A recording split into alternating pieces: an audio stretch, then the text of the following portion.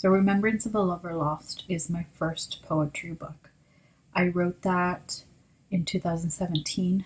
That was actually written throughout the fall semester of 2017, and I finished it by the time summer rolled around 2018.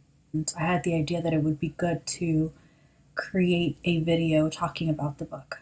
Number one question that I got from people was, what is the book about? I personally prefer readers to go in sort of based off of the description of the book. Hopefully that gets them interested and they can make their own interpretations. What I've noticed, a lot of people don't really like that. They want to know sort of what to expect. I decided, okay, I'm going to go ahead and do a YouTube video where I talk a little bit about the books and sort of give you some context on the books. The sort of inception of that book is an interesting story. I wrote about it in the book itself. So what's the story? I have always struggled with sleeping, and I've struggled with migraines for years, since I was very young. During that time, I actually had a medical dispensation to use cannabis to sleep, and to deal with migraines and things like that. And one day, I got a free sample of a cookie, and I had it in my cabinet for a while. And then one day, okay, I'm gonna try this, see what it's all about. So I bit into the cookie, and it was like living through the Alien movies. I swear I saw the universe. I my heart was gonna come out of my chest like in the Alien movie. Ripley, I need you, girl. Thing, I was just kind of like going through these intense, like, mental thoughts about the universe and about souls and about connection and about relationships and about love and about revisited sort of those themes consistently. I did not revisit the cookie experience. That was completely off the table. One time was more than enough. But I really think that it should be read as a journey of the soul. The time they should think about their relationships with other people, and then their relationship with themselves. There are parts of ourselves that we struggle with, and it's always good to look deeper into that and reconcile with those parts of ourselves. Be prepared to have to look some words up. I definitely did when I was writing, and I really enjoyed it. And I think that people shouldn't be afraid to come up with their own interpretations. One of the biggest influences for Remembrance of a Lover Lost was Carl Sagan's Cosmos. I had read that book earlier that year, and it just made such a huge impression on me. I took a lot from him in terms of creating these parallels between the life of a star and the life of a person, and think, well, how is it that they shine? Why, how do they work? And we used to think it's magic, and science came along, and science completely explained everything to us, or is trying to explain it to us. And that takes us over to Memoria of Love Regained. I keep forgetting the titles of my own books. I'm just like, what was that title again?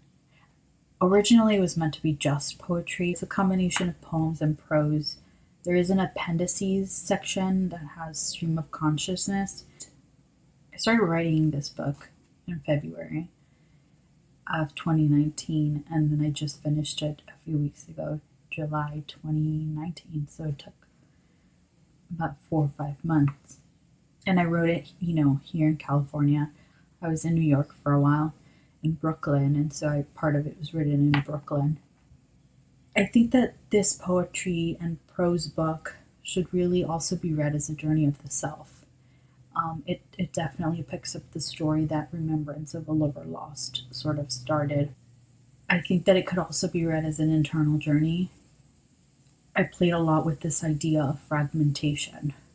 We have so many different identities throughout our life, and we have a different identity almost with every single new, different person that we come across. And we have a different identity depending on what place we're in or what job we're in. So it's really going deep into vulnerability and shame and confusion and ambiguity and ambivalence and sexuality and eroticism. It can be read as a romantic journey. It can be read as a romantic journey between two people or between multiple people. Um, it's a very open-ended, ambiguous, ambivalent prose and poetry book on purpose because I really wanted to be inclusive and I really wanted to prove a point that there is a common language between people and it's called emotion, and that we all struggle with relationships. We all struggle with connection, with communication, with conversation, not just with other people, but within ourselves. Consciousness. How conscious are we as people in our relationships?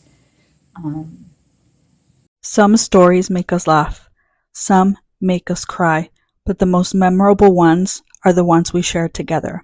Small Town Boy, Niño de Pueblo is a story like no other. Get your copy today at Amazon. It's not always about where you came from, but where you are going. The goal of Memoria of Love Regained was to be inclusive and about a variety of love experiences. And love can be internal within ourselves, and love can be external. Anyways, so before I finish Remembrance of a Liver Lost, um, it's very, very small. You see? I hope that if any of you clicked on this and managed to watch till the end, that you will go get it. It's on Amazon. It is. This image was actually taken around November, December 2017. I was almost done with the first draft of all the poems, and I went to the observatory in LA. I really enjoyed the view. It was a very spectral view, and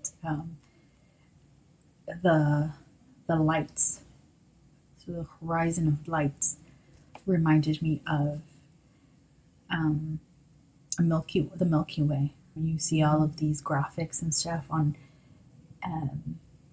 these TV shows, and I thought, wow, this looks like the horizon of the Milky Way, and so and I was at the observatory where they have obviously all it's like a planetarium. They have like all this cool space stuff. So I was like, this is the perfect picture for this book, and that's how this cover came about. It's my new baby. This one is Memoria of Love Regained. Basically, wanted to do something different. I wanted to collaborate with someone, and just do something unique than what I did the first time. I just love the image.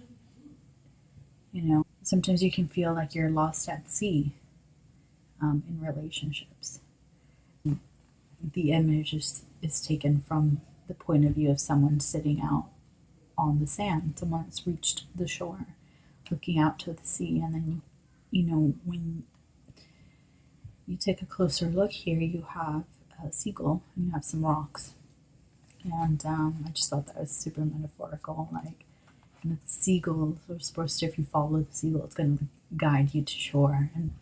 And so that's the story of this cover. I've collaborated with my cousin Eliana, and she's amazing. I love this image. The image was originally in color, or I love black and white. That's kind of my favorite aesthetic. I decided to color edit. Anyway, so this is Memoria of Lover Games. They're my 2 books, everyone. If you're interested, they are on Amazon.